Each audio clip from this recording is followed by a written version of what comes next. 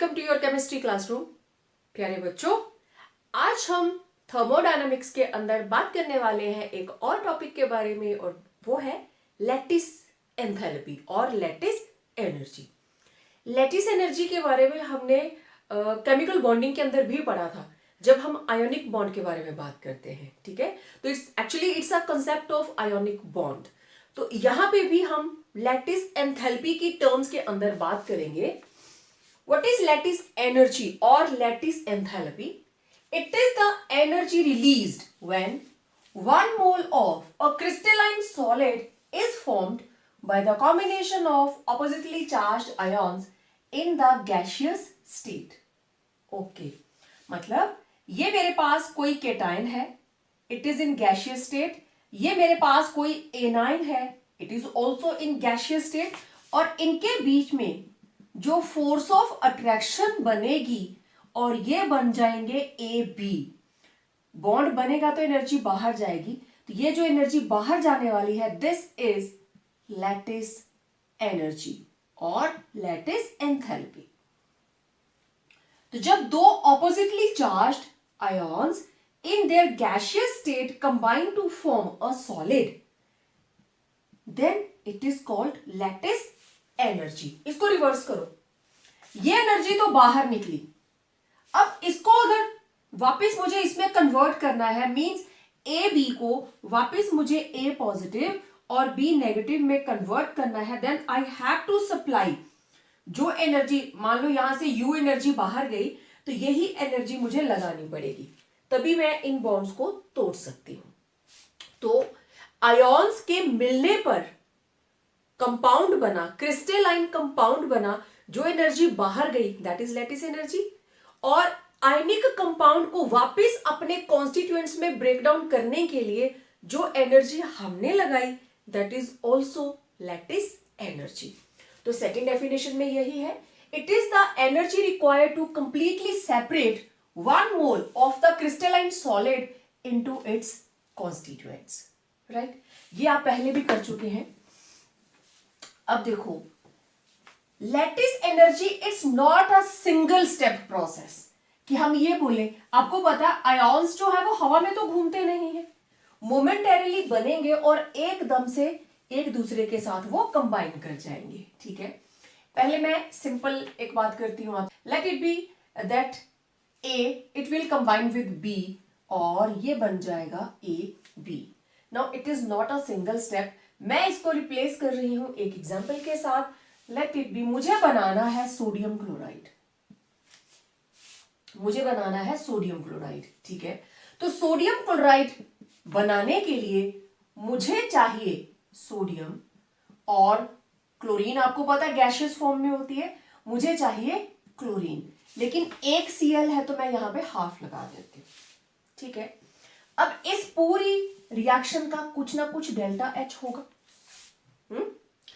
यहां तक पहुंचने के लिए वेरियस स्टेप्स आएंगे, और वो जो कॉम्बिनेशन है स्टेप्स का that is called born Haber cycle. Main born Haber cycle को यूज करके ही हम लैटिस एनर्जी को कैलकुलेट करते हैं, और इस कंसेप्ट के अंदर हमारा मेन फोकस क्या है, we have to calculate value of lattice energy, या फिर जो हमें मिसिंग होगी उसको निकालने को बोला जाएगा। बेसिकली न्यूमेरिकल्स आएंगे इसकी। ठीक है, तो देखो यहां तक पहुंचने के लिए सबसे पहले हमें यहां पे लगानी है डेल्टा H सब्लिमेशन। तो सोडियम क्या बन जाएगा, सोडियम गैसियस। ठीक है, ओके, फिर हम लगाएंगे आयोनाइजेशन एंथैल्पी, और ये क्या बन जाएगा, एक इलेक्ट्रॉन माइनस हो गया और ये बन गया सोडियम गैसियस। अब क्लोरीन, क्लोरीन के ऊपर हमने लगाई बॉन्ड डिसोसिएशन एंथैल्पी, और कितनी लगाएंगे हम, it will be half. Delta H will be 1/2 bond dissociation enthalpy, क्योंकि हाफ मोल हम ले रहे हैं, 1 मोल नहीं ले रहे हैं क्लोरीन का, तो ये बन जाएगी सिंगल क्लोरीन।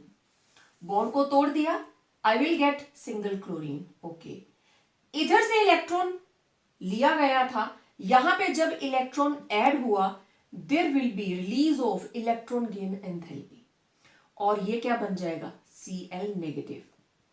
अब ये बन गया केटाइन, ये बन गया एनाइन, और दोनों ही किस में है, गैसियस स्टेट में। डेफिनेशन यही बोल रही थी। जब ये दोनों आपस में जुड़े, केटाइन एंड एनाइन, ये दोनों आपस में जुड़े और इन्होंने मिलके क्या बना दिया, सोडियम क्लोराइड। तो यहां पे जो एनर्जी बाहर जाएगी that will be lattice energy and it is denoted by you.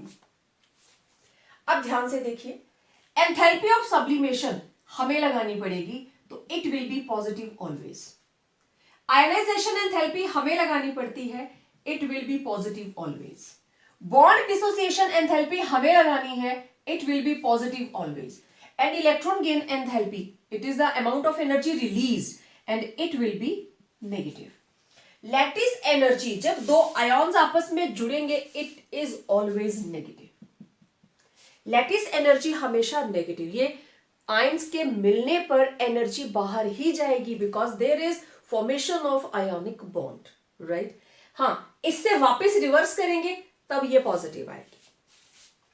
अब अगर आप ध्यान से देखें, ये जो डेल्टा एच है किसके बराबर आया, इन सभी के कॉम्बिनेशन के बराबर, है ना।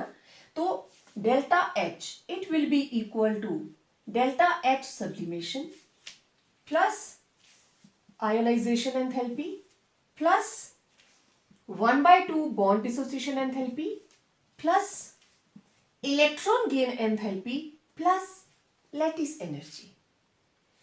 मैंने यहां सबको प्लस लिखा है क्योंकि मैग्नीट्यूड जो है वो आप वैल्यू की, जब आप वैल्यू पुट करोगे ना, you will put magnitude at that time, तो कोई दिक्कत नहीं आती है, बड़ी आसानी से न्यूमेरिकल सॉल्व हो जाता है। ये आपके पास इक्वेशन बन गई। अब जो अननोन है ये आपको गिवन होगा, तो ये पूछा जाएगा, और लैटिस एनर्जी किसके बराबर होगी, डेल्टा एच जो रिएक्शन का है minus delta H sublimation minus ionization enthalpy minus 1/2 bond dissociation energy minus electron gain enthalpy, है ना, सिंपल। तो इस तरीके से आप लैटिस एनर्जी निकाल सकते हैं। वंस अगेन मैं सिर्फ आपको यह बता देती हूं कि जो डेल्टा एच सब्लिमेशन है, डेल्टा एच सब्लिमेशन का मतलब आप सॉलिड से गैस बना रहे हो, it is always positive. Ionization enthalpy it is always positive. Then bond dissociation enthalpy it is always positive. Electron gain enthalpy it is always negative, and lattice energy it is negative. In case of Born-Haber cycle वो इस तरीके से होगा। समझ आई बात? Now this is Born-Haber cycle. अब इसको यूज करके हम किस तरीके से न्यूमेरिकल्स को सॉल्व करेंगे, एक दो न्यूमेरिकल्स करके देखते हैं।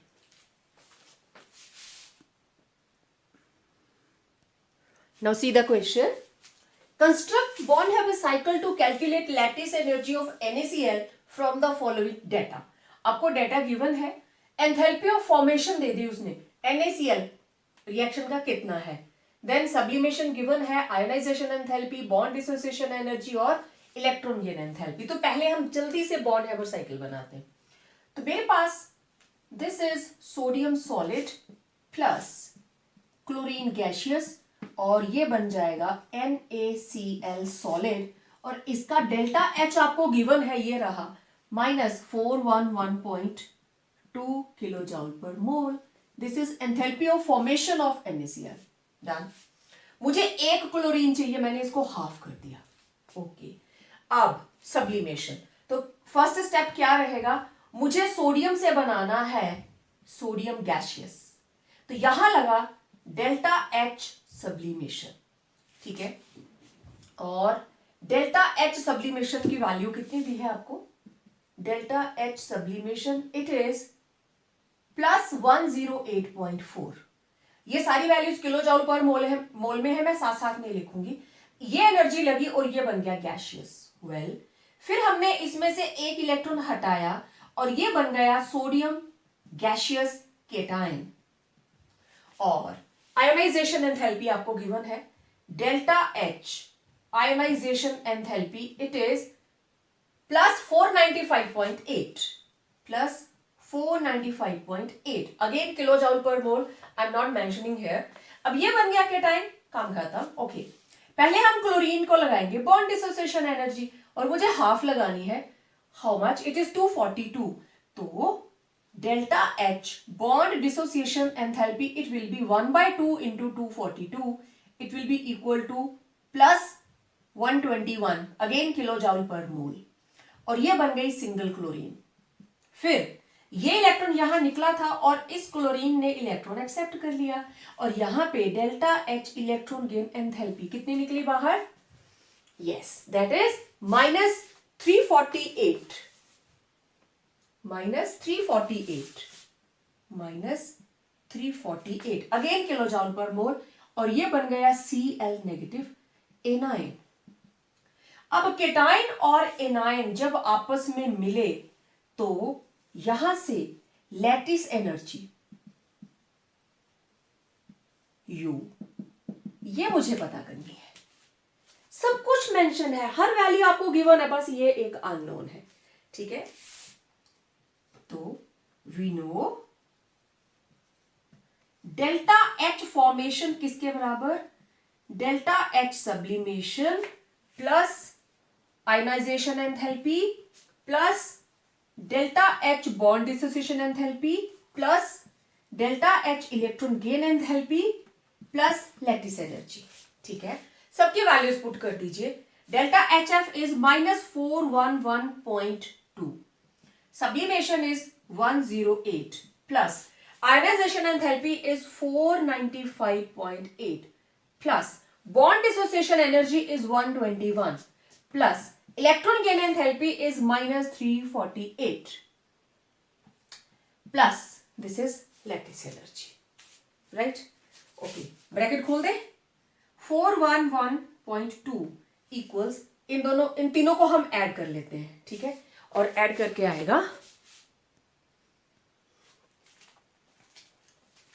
इन तीनों को ऐड करके इतना आ गया, plus minus minus plus lattice energy. ठीक है, अब इन सभी को इस साइड ले चलते हैं. ठीक है, वी विल गेट -441.2 -725.2, और ये माइनस था इधर जाके हो गया plus 348 equal to lattice energy. ठीक है, अब हम इसको सॉल्व करते हैं. मैं इधर ला रही हूं इसको.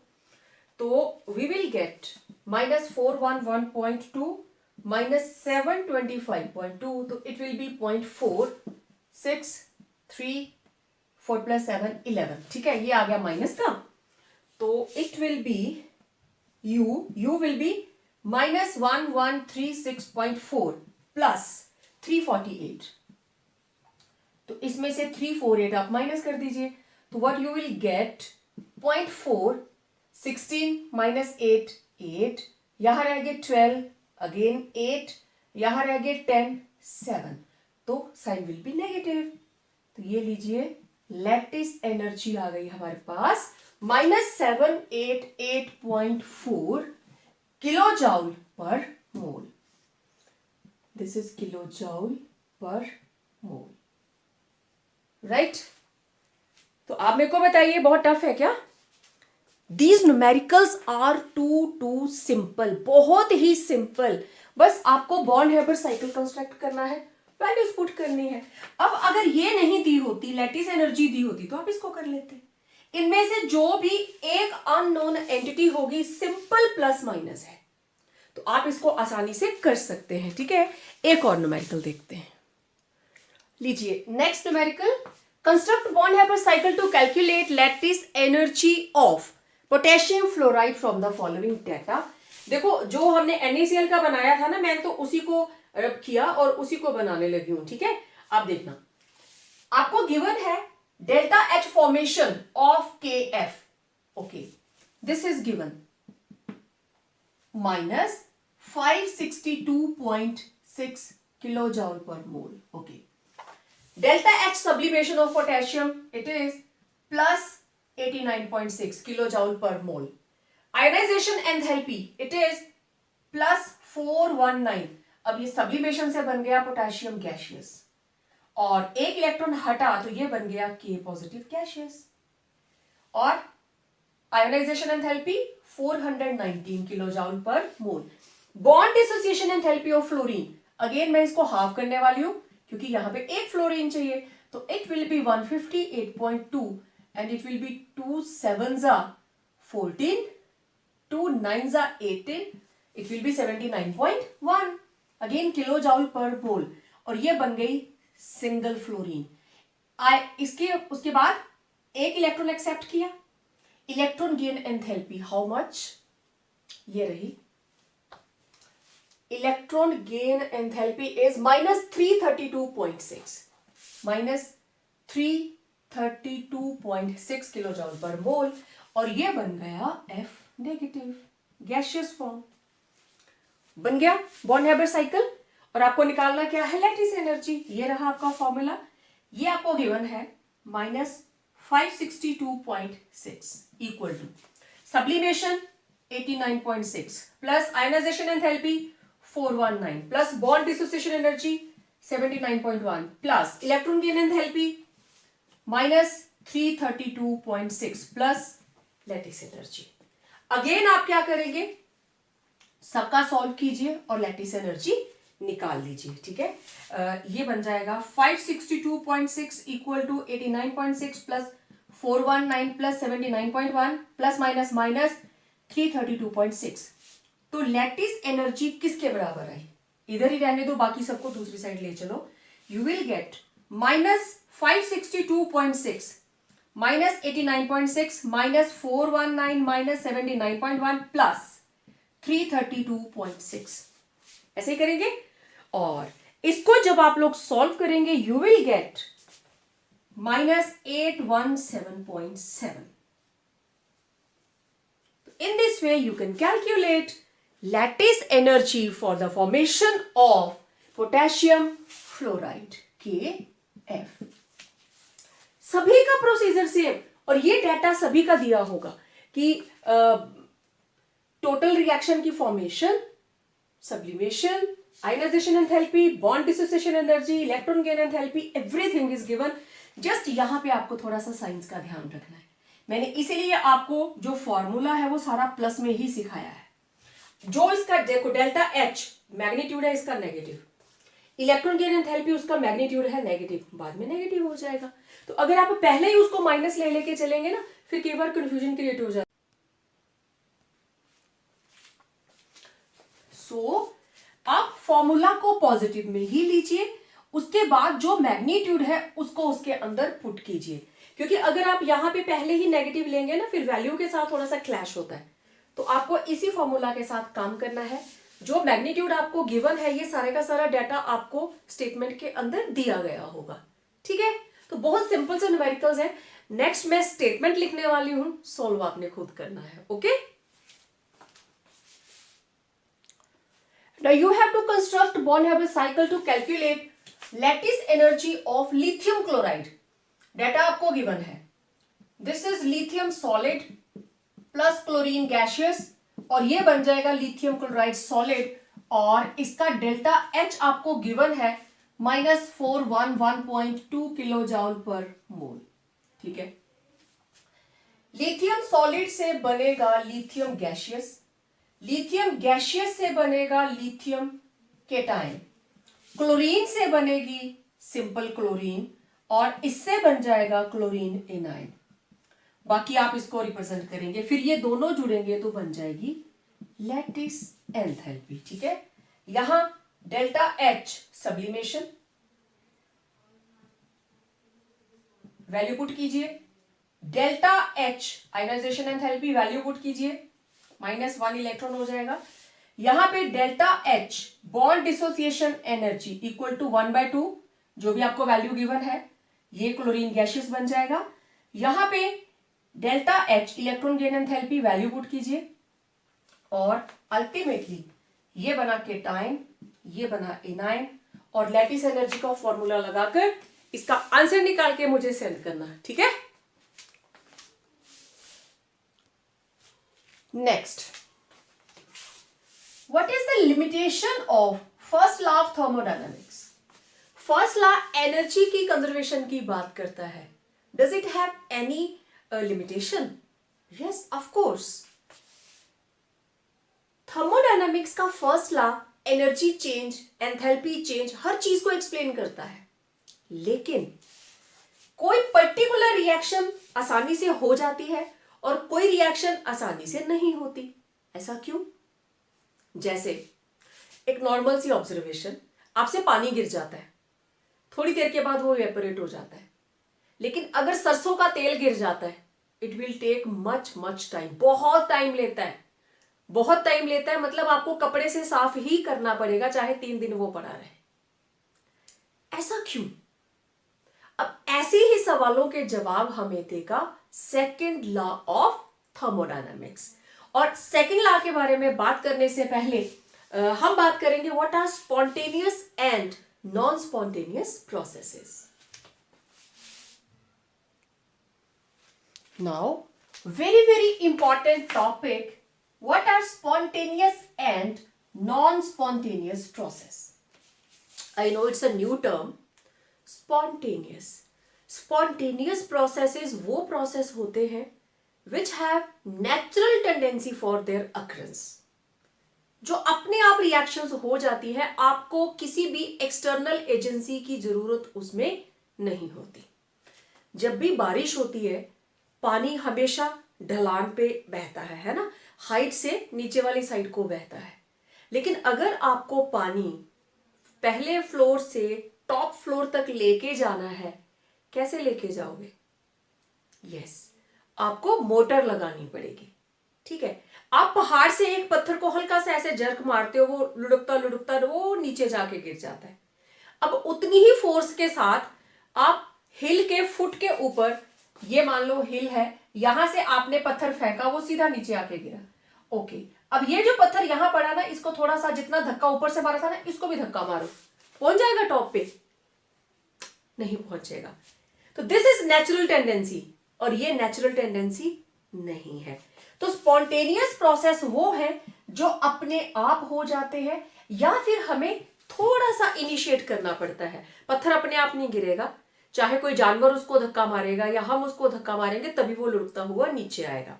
कोई ना कोई एक्सटर्नल एजेंसी चाहिए। तो वो प्रोसेसेस जो अपने आप हो जाए, they are called spontaneous processes. और जो अपने आप नहीं होते हैं, उन प्रोसेसेस को करवाने के लिए हमें इंटरफेयर करना पड़ता है। We make use of external agency, चाहे कोई केमिकल डाले, चाहे हम इलेक्ट्रिसिटी यूज करें और उस प्रोसेस को करवा दें। स्पॉन्टेनियस प्रोसेस को हम बोलते हैं फीजिबल, ये हो सकता है। नॉन स्पॉन्टेनियस को बोलते हैं दिस इज नॉट फीजिबल। ठीक है, तो डेफिनेशन देखिए, a process which can take place either of its own, या तो अपने आप हो जाए, और अंडर सम इनिशिएशन, हम थोड़ा सा इनिशिएट कर दें, and these reaction have natural tendency for their occurrence. दूसरी side, these are the processes which may not take place even by strong initiation. आप स्ट्रॉन्ग इनिशिएट भी करेंगे तब भी नहीं होगी, और इनकी नेचुरल अकरेंस की टेंडेंसी नहीं होती। They do not have natural tendency for their occurrence.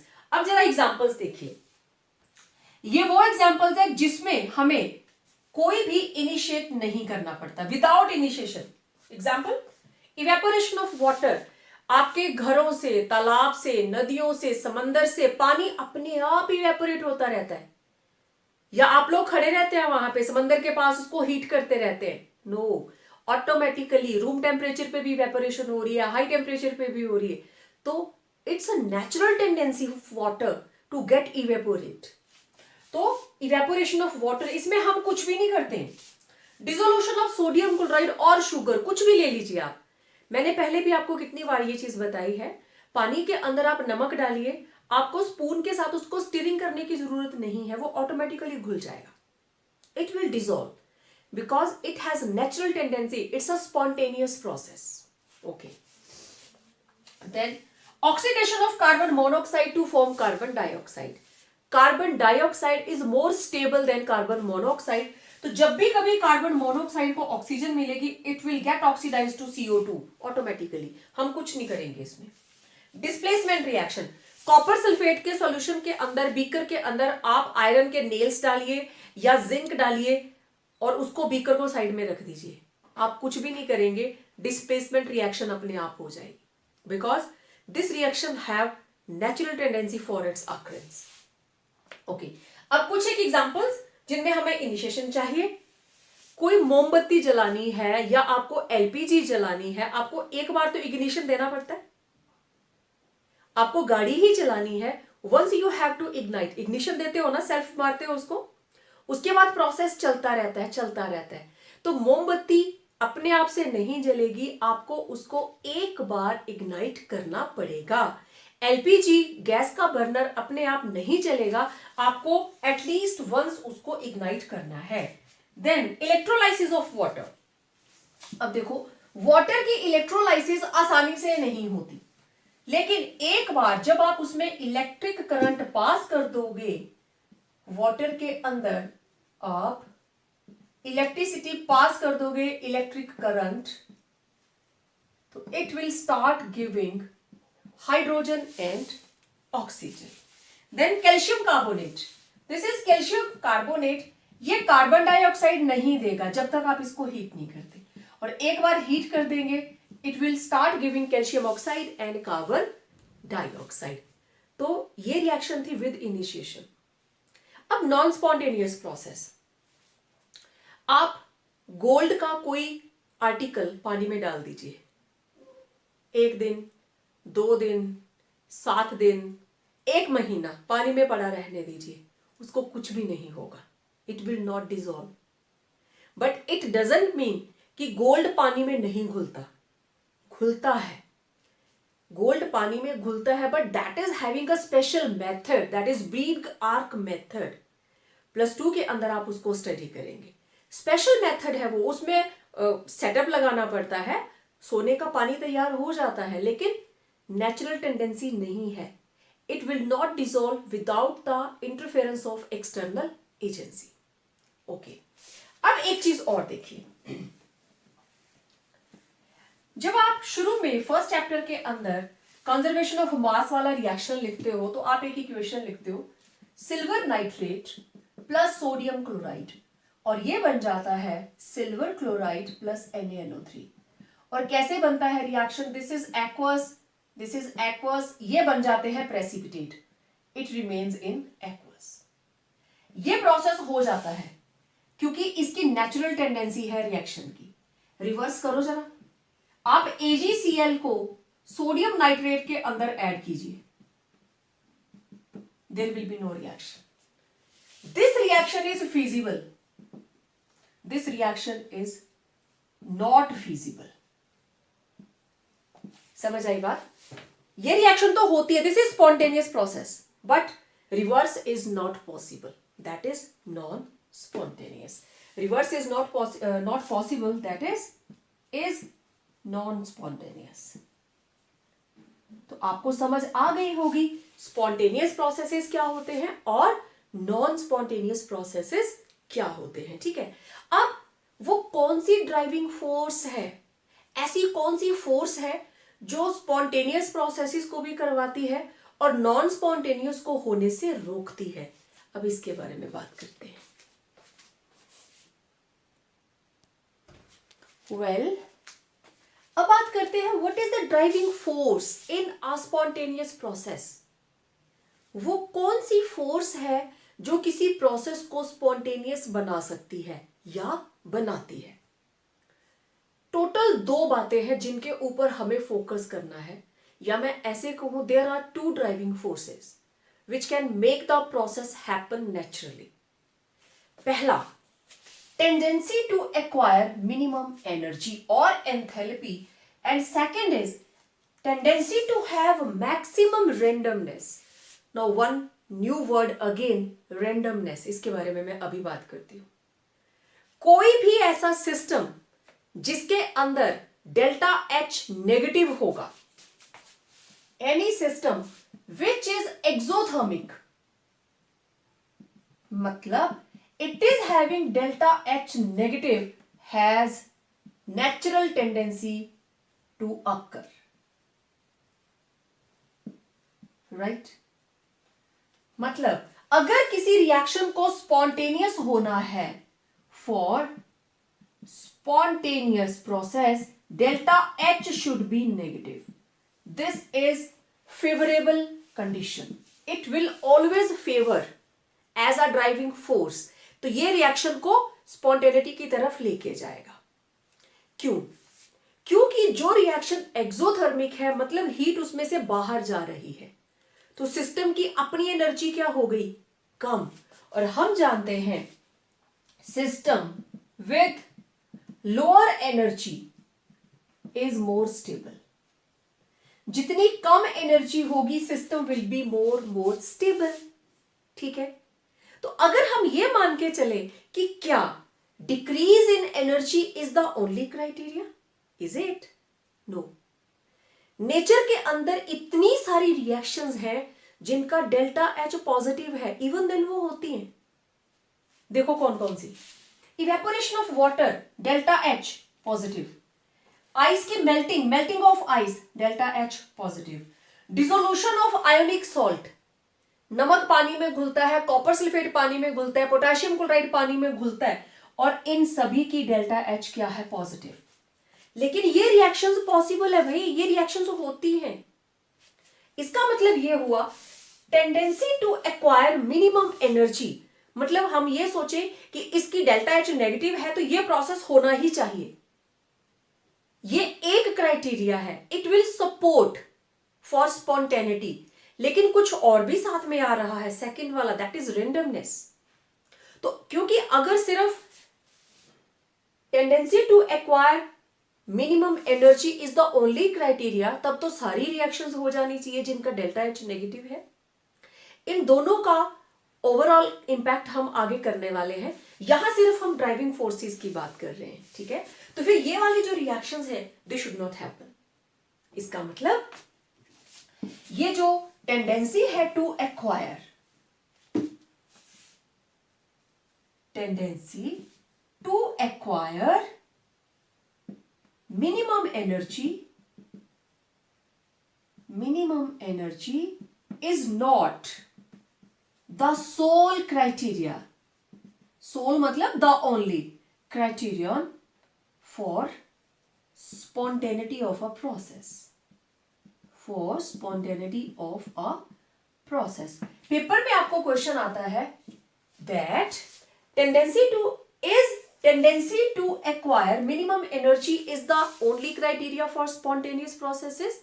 तो आप लिखेंगे नो, और उसमें एग्जांपल्स क्या देंगे जो मैंने पहले लिखी हुई थी जिसमें डेल्टा एच पॉजिटिव है.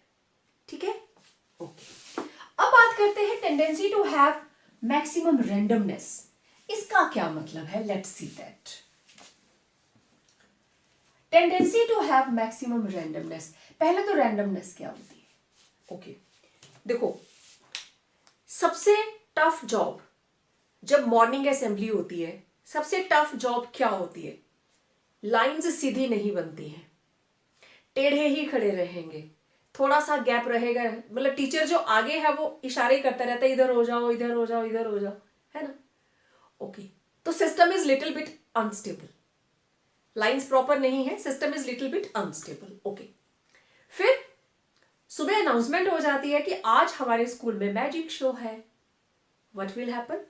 अब आपका जहां दिल करता है आप बैठ जाइए, क्लोज होके बैठ जाइए. No need of lines. आप लोग जस्ट क्लोज हो जाइए, स्टेज के नजदीक आ जाइए. फिर हर कोई अपने फ्रेंड्स के साथ बैठ जाएगा, है ना. राहुल अमित के साथ बैठ जाएगा, रीना टीना के साथ बैठ जाएगी. तो आप लोग अपने अपने सर्कल के साथ बैठ जाओगे. And that system is the maximum stable system. Disorder. Disorder is the most stable state. Yes, it is exactly right. चाहे आप अपने ऊपर लेके देखें, चाहे आप एटम मॉलिक्यूल्स के ऊपर बात लगा के देखें, डिसिप्लिन में रहना कोई पसंद नहीं करता है. Disordered state is the best and stable state. ठीक है. अब नेचर के अंदर भी, अब जो आप एग्जांपल पीछे करके आए, वाटर लिक्विड, और वाटर लिक्विड से बन गया वाटर गैस, और इसका वाटर का delta H it was +44 kilo जॉल. पर मोल, राइट। इतनी एनर्जी लेकर ये बन जाता है डेल्टा एच गैसियस। तो अब इसका डेल्टा एच है पॉजिटिव, मतलब डेल्टा एच पॉजिटिव, तो जो हमारे पास क्राइटेरिया था that there should be decrease in energy, वो तो फेवर नहीं कर रहा, दिस इज नॉट फेवरिंग। फिर भी ये प्रोसेस होता है, क्यों होता है? इधर वाटर क्या है? लिक्विड। लिक्विड के अंदर वाटर मॉलिक्यूल्स जो हैं they are bonded by hydrogen bonds, right, सारी तरफ। लेकिन जब गैसियस फॉर्म के अंदर है ये सिंगल सिंगल मॉलिक्यूल है, they are not in touch with anyone. तो अब आप मेरे को बताओ, इनमें से ज्यादा फ्रीली डिसऑर्डर के साथ कौन घूम सकता है?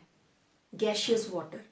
लिक्विड में तो वो बंधे हुए हैं, कंप्रेसिबिलिटी भी नहीं होती, लेकिन जब वो गैसियस फॉर्म में चला गया उसका डिसऑर्डर, उसकी रैंडमनेस इंक्रीज कर गई। ये जो डेल्टा एच पॉजिटिव था, ये एनर्जी किसके पास गई?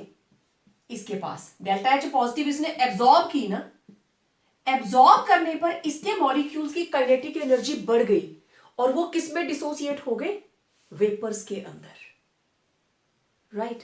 तो अगर लिक्विड से आपने सिर्फ ये देखना है, जो भी प्रोसेस आपके सामने दिया गया है, if that process is accompanied by increase in degree of disorder और randomness, अगर उसका randomness या disorder बढ़ रहा है, that is process will be spontaneous, process spontaneous होगा। यही रीजन है जब आप नमक सॉलिड है और आपने उसको एक्वस में डाला, मतलब पानी में डाला, और ये पानी में जाके घुल गया, लेकिन इसका डेल्टा एच क्या था? It was positive. Sodium chloride जब पानी में घोलते हैं, it absorbs plus 5.35 kilo joule of energy. तो यहां पे ये सॉलिड था, यहां पानी में घुल गया, घुल क्या गया? पानी के अंदर ये इस तरीके से रहता है, Na positive Cl negative, Na positive Cl negative. इसकी फ्री मूवमेंट बढ़ जाती है। कोई भी ऐसा प्रोसेस जिसमें फ्री मूवमेंट ऑफ प्रोडक्ट, तो कोई भी ऐसा process in which free movement of molecules of product is greater than free movement of reactants will be spontaneous।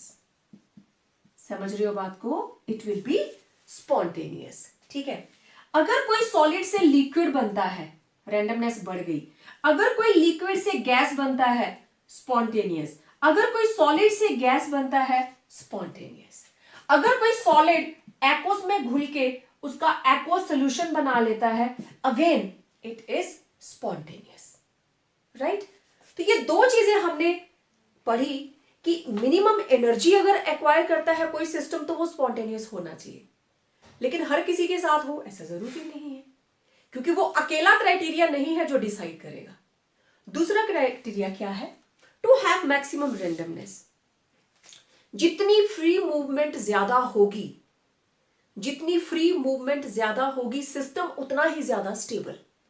तो किसी के भी अंदर अगर free movement of molecules of product is greater than free movement of reactants, process will be spontaneous. अब फिर से वही क्वेश्चन कि क्या tendency to have maximum randomness is the sole criteria for spontaneous process? Is it sole criterion for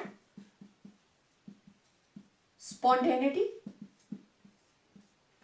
No.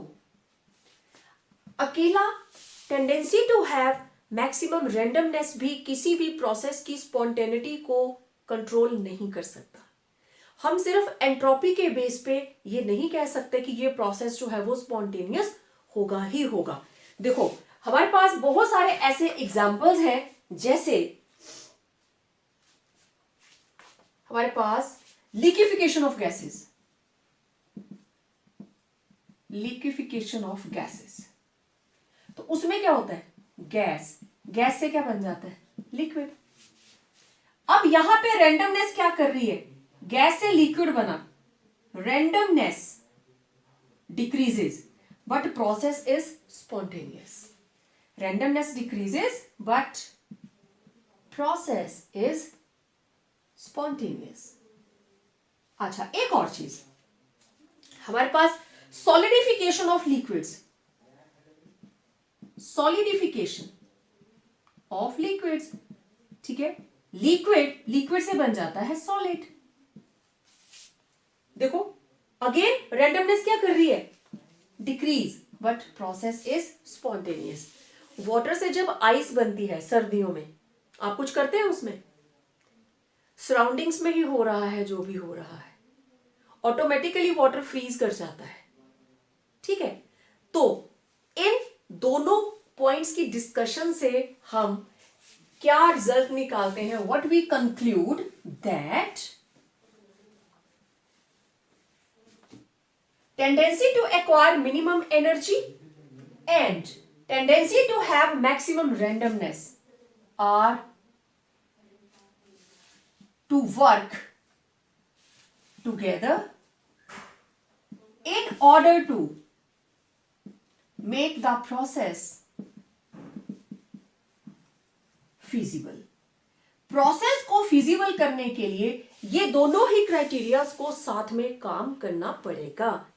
कैसे करना है ये बात हम सेकंड लॉ के अंदर करेंगे, ठीक है। Next is entropy.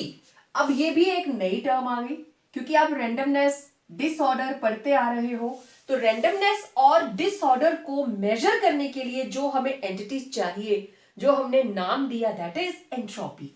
So it is a measure of degree of randomness और डिसऑर्डर, और इसको डिनोट करते हैं एस के साथ। और ऑर्डर ऑफ एंट्रोपी आपको पता है, सबसे ज्यादा डिसऑर्डर किस में होता है, गैस में, सबसे कम किस में होता है, सॉलिड में, ठीक है। तो state with maximum disorder, maximum disorder किसका होता है, गैसियस का, और मिनिमम डिसऑर्डर किसका होता है, सॉलिड का, राइट। तो फिर ऑर्डर क्या होगा, gas then liquid then solid, disorder, ठीक है। अब देखो चेंज इन एंट्रोपी मतलब delta S.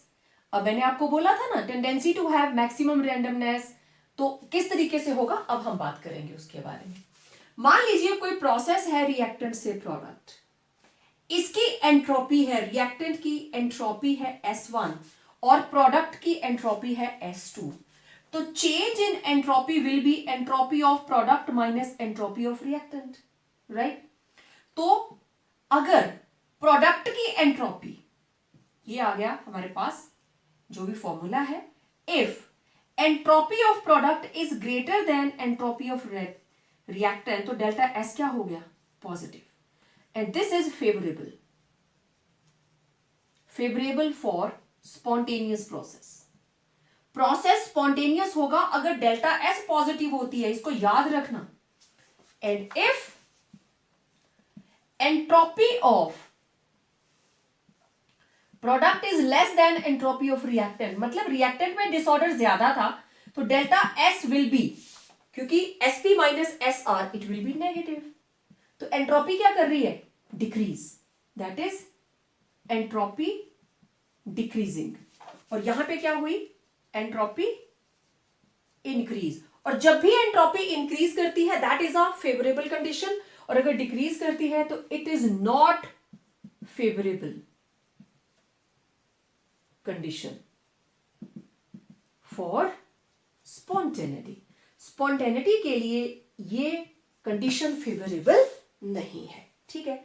Now it's a state function, क्योंकि इनिशियल और फाइनल स्टेट के ऊपर ये डिपेंड करती है, so entropy it is a state function, ठीक है।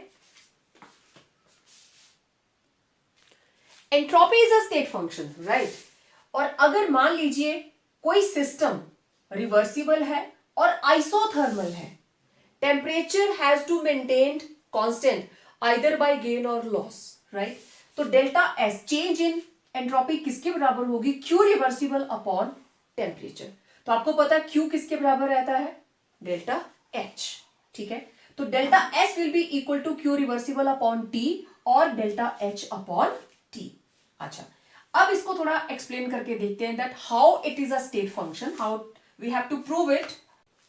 अब देखिए, अब हम प्रूव करने वाले हैं that entropy is a state function.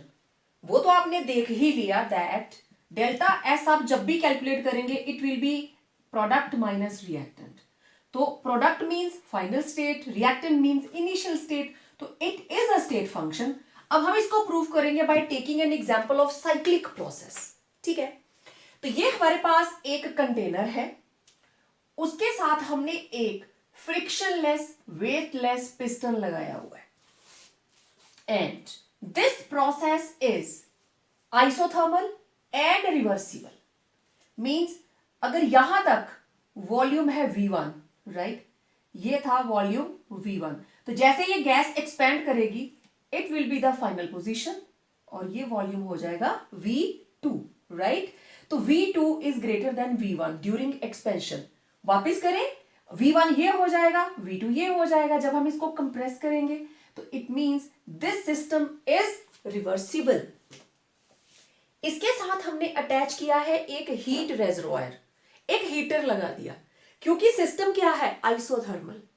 अगर ड्यूरिंग एक्सपेंशन हीट एब्जॉर्ब की जाती है तो इसने हीट कहां से एब्जॉर्ब की, हीट रेजर्वायर से। इसने एब्जॉर्ब की तो रेजर्वायर ने हीट का लॉस किया, ठीक है। देखिए, अब हमें यह पता है that delta S is equal to Q reversible upon time temperature, ठीक है। It is Q reversible upon temperature, okay. अब ये आपने कंसीडर कर लिया, it's a system isothermal and reversible और उसके साथ हीट रेजर्वायर लगा है। और during expansion what is happening, volume V1 से हो गया V2, मतलब V2 का वॉल्यूम जो है वो V1 से बड़ा है, मींस वॉल्यूम इंक्रीजेस। तो let system absorbs heat Q, it will be positive, therefore delta S system it will be Q reversible upon temperature, right? It will be positive, Q reversible upon temperature, okay. At the same time, heat is lost by the reservoir. समझ आ रही है बात? इसने absorb की कहां से, reservoir से, lost by the reservoir. Therefore, delta S reservoir का delta S किसके बराबर होगा, minus Q reversible upon temperature. Done. तो अब इसमें चेंज इन एंट्रोपी मैं उसको लिखूंगी delta S1, it will B, अब ये एक्सपेंशन के लिए है तो S1, it will be Q reversible upon temperature plus minus Q reversible upon temperature. तो delta S1 will be equal to 0। Same इसी तरीके से during compression, let's see that जब हम कंप्रेस करेंगे तो this is the V1 and this will become V2।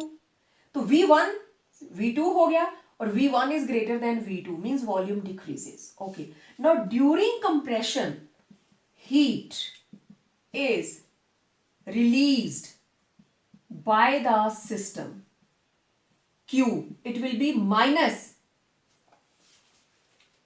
heat released by the system, it will be minus Q, ठीक है।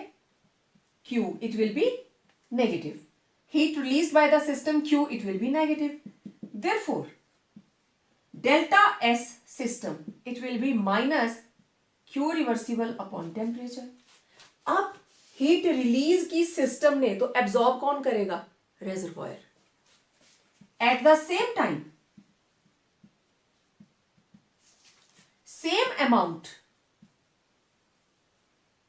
Of heat is absorbed by the reservoir. यहां पे heat absorb की तो लॉस किसने की थी, रेजर्वायर ने। यहां पे हीट रिलीज की सिस्टम ने, तो किसने ले ली? रेजर्वॉयर ने, क्योंकि सिस्टम को रखना है आइसोथर्मल, टेम्परेचर सेम रखना है, आइदर बाय द गेन और by the loss. Absorbed by the reservoir, it will be delta S reservoir, RES, it will be positive Q reversible upon temperature. Therefore, change in entropy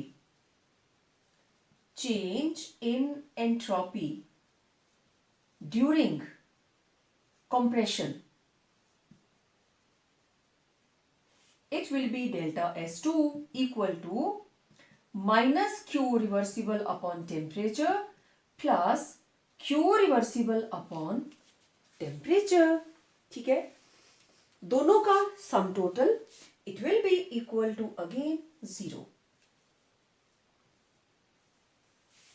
this is total change in entropy during expansion.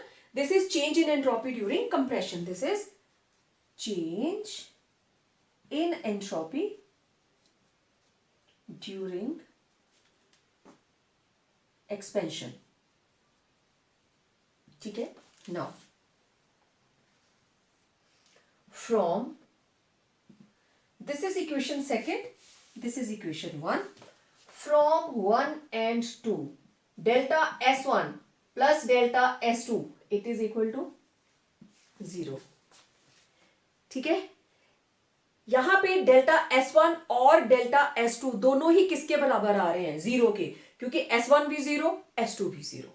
It means cycle is completed, right?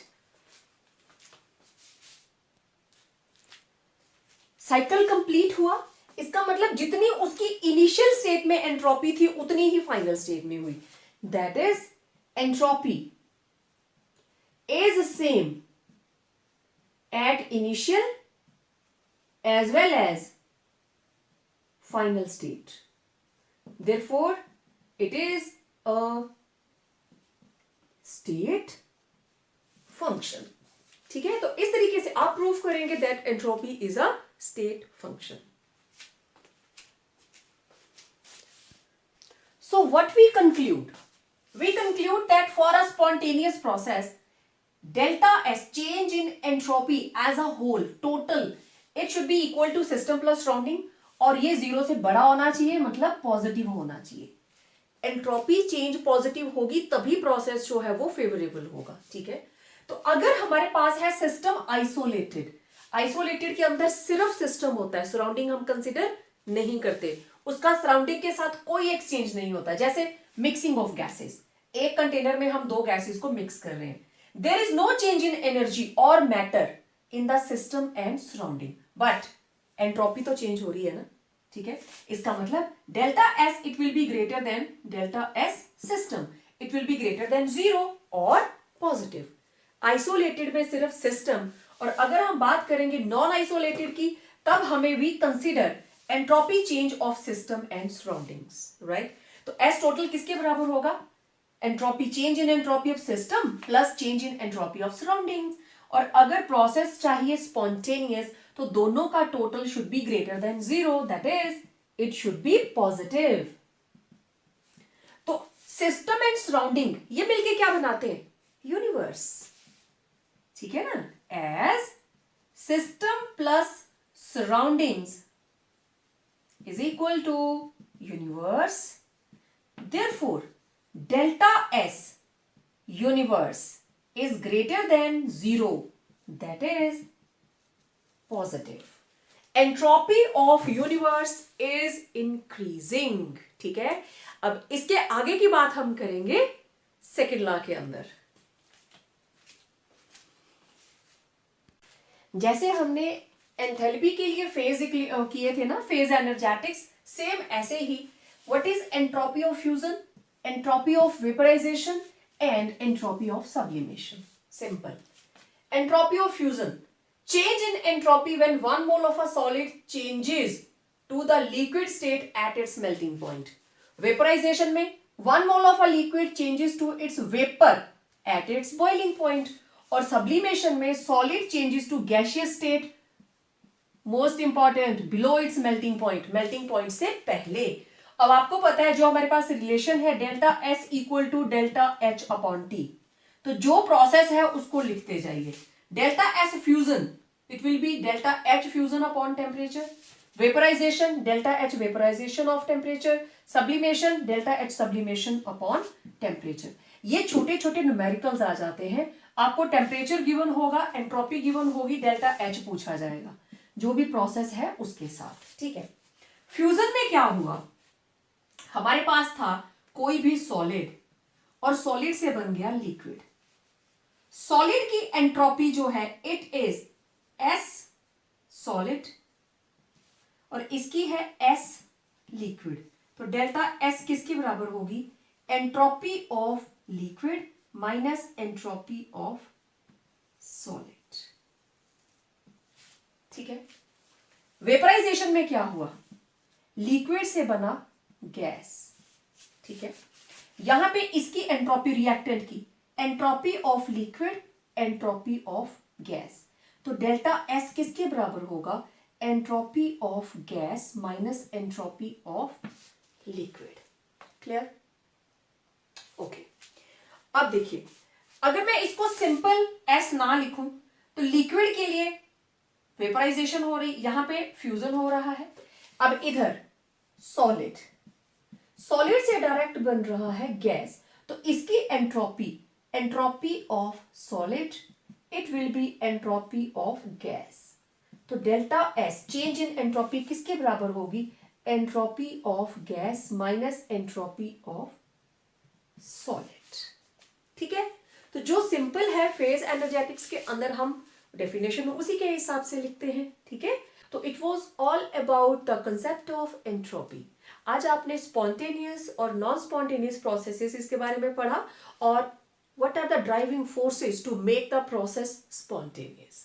तो आज के lecture में इतना ही, मिलते हैं एक और नए वीडियो के साथ कुछ और कंसेप्ट्स लेकर। Till then stay home, stay safe.